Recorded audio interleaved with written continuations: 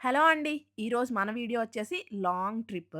మా హస్బెండ్‌కి year end holidays 10 days ఇచ్చారు. సో, ఎక్కడికైనా లాంగ్ వెళ్దాం అనుకుని 2 చిట్టీలేసాము. ఒకటేమో కేరళ, ఇంకొకటి మనాలి.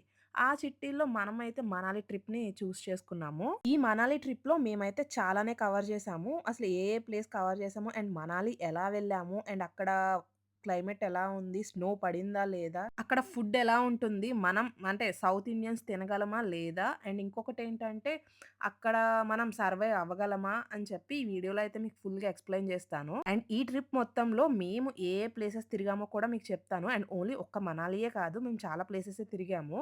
అవి కూడా మీకు చూపిస్తాను. మేమైతే ప్యాకేజ్ మాట్లాడుకొని వెళ్ళాము. వయా ఇన్‌స్టాగ్రామ్‌లో ఒక పేజ్ నుండి ఢిల్లీ అంటే మనం ఢిల్లీ ఎయిర్‌పోర్ట్‌లో దిగాక వాళ్ళైతే పికప్ చేసుకొని మళ్ళీ మనల్ని మనాలి తీసుకెళ్ళి, మనాలి నుంచి కాసోల్ నుంచి షిమ్లా నుంచి ఢిల్లీలో అయితే డ్రాప్ చేసేస్తారు. ప్యాకేజ్ తీసుకోవడం వల్ల కొంచెం తక్కువవుతుంది. అండ్ ప్లేసెస్ మనకి కొత్త కాబట్టి వీళ్ళు త్వరగా తిప్పేస్తారన్న ఉద్దేశంలో మేము ప్యాకేజ్ తీసుకున్నాము. కానీ ప్యాకేజ్ మొత్తం శుద్ధ దండగనమాట. ఎలానో నార్త్ వెళ్తున్నాం కదా! కొంచెం అయోధ్య, కాశీవి ఢిల్లీకి దగ్గరే కాబట్టి కొంచెం ఆ ప్యాకేజ్ వాళ్ళతో మాట్లాడి ఆ టికెట్స్ కూడా బుక్ చేయించుకుందాం అని చెప్పి వాళ్ళనడిగాము. సో, వాళ్ళేం చేశారంటే హైదరాబాద్ నుంచి ఢిల్లీ ఫ్లైట్ బుక్ చేశారు. అండ్ మళ్ళీ ఢిల్లీ అంటే మనాలి ఇవన్నీ తిప్పేసాక మళ్ళీ ఢిల్లీ ఎయిర్‌పోర్ట్‌లో దింపేస్తే ఢిల్లీ ఎయిర్‌పోర్ట్ నుంచి అయోధ్య ఒక ఫ్లైట్ అయితే టికెట్ బుక్ చేశారు. అండ్ అయోధ్య నుంచి వారణాసి మేము బస్‌లో అయితే వెళ్ళిపోయాము. అండ్ వారణాసి నుంచి హైదరాబాద్ మళ్ళీ ఒక ఫ్లైట్ టికెట్ బుక్ చేశారు.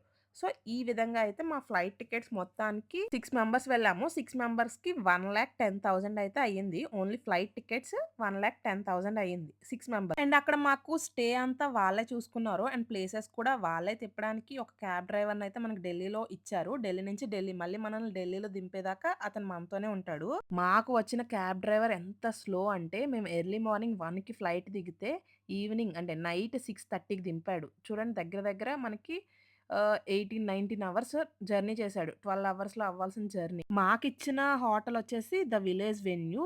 హోటలయితే చాలా బావుంది. మేము మొత్తం 6 మెంబర్స్ మా అబ్బాయితోని. సో, మా ముగ్గురికి ఒక రూము అండ్ మా తమ్ముడు వాళ్ళకి ఒక రూమనమాట. మా రూమయితే ఇది.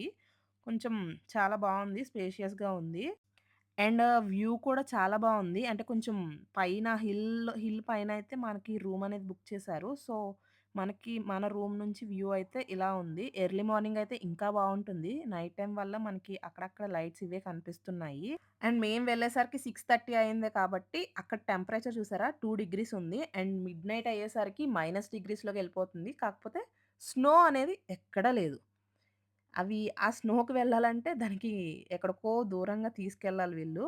6:30 అయింది కదా! అని చెప్పి ఏదో ఒక ప్లేస్ అసలు మామూలుగా అయితే మధ్యాహ్నం రావాలి. ఈయన క్యాబ్ డ్రైవర్ చేసిన లేట్‌కి 6:30 అయిపోయింది. సో, ఏదో ఒక ప్లేస్ కవర్ చేద్దాం అని చెప్పి మనాలి మాల్ రోడ్‌కయితే వచ్చాము.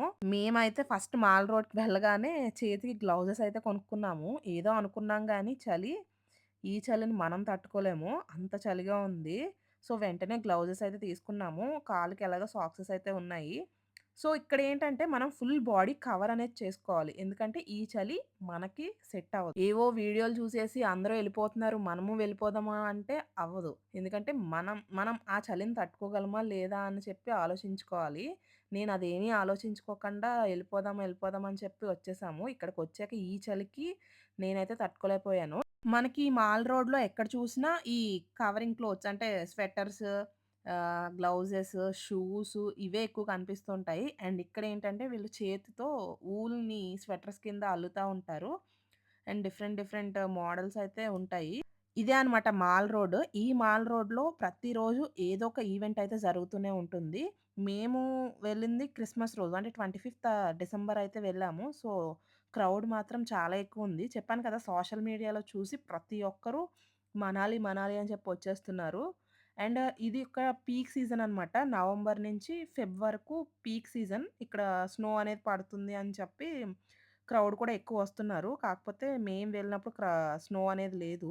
వీళ్ళందరిని చూస్తుంటే ఎవర్రా మీరంతా అన్నట్టు అనిపిచ్చింది నాకు. ఇంతమంది జనమా? ఇందులో మన తెలుగోళ్ళున్నారు. అండ్ సౌత్ నుంచి చాలా మందొచ్చారు. డిఫరెంట్ లాంగ్వేజెస్ మాట్లాడుతున్నారు. అండ్ తెలుగోళ్ళు కనిపించేటప్పటికి మా వాళ్ళు అన్నట్టు అనిపిస్తుంది నాకైతే. ఈ మాల్ రోడ్ అయిపోయాక నెక్స్ట్ డైరెక్ట్ అయితే రూమ్‌కి వెళ్ళిపోయాము. రూమ్‌కి వెళ్ళేసరికి 10 ఎంతో అయింది. సో, 10:30కి అక్కడ ఫుడ్ అనేది క్లోజ్ అయిపోతుంది. మెయిన్ ఏంటంటే మనకి ఫుడ్ అనేది చాలా ప్రాబ్లమ్ అవుతుందిక్కడ.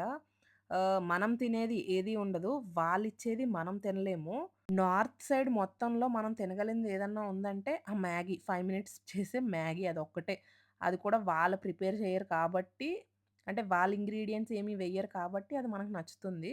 సో, మేము అక్కడున్నన్నాళ్ళు ఆ మ్యాగీ తినే బతికేసాము. అండ్ మా తమ్ముడు వాళ్ళు ఏదో ఒకటి ఇంక కానిచ్చేసారు గానీ, నాకైతే ఆ మ్యాగీ ఒక్కటే తినబుద్దయ్యేది. ఇంకేది తినబుద్దయ్యేది కాదు. ఇలా వెళ్ళిన రోజైతే మాల్ రోడ్ కంప్లీట్ అయిపోయింది. ఇంక నెక్స్ట్ డే స్నో దగ్గరికి తీసుకెళ్తానని చెప్పి మా క్యాబ్ డ్రైవర్ అన్నాడు. కాకపోతే స్నో దగ్గరికి వెళ్ళాలంటే ఎక్స్‌ట్రా అమౌంట్ అనేది ఇవ్వాల్సుంటుంది అని చెప్పి చాలా ప్రాసెస్ జరిగింది. అదంతా నెక్స్ట్ వీడియోలో అయితే మీకు చూపిస్తాను. అండ్ ఎక్కడికి తీసుకెళ్ళాడు స్నో కోసం అని చెప్పి. మరిన్ని వీడియోస్ కోసం స్టే ట్యూన్డ్.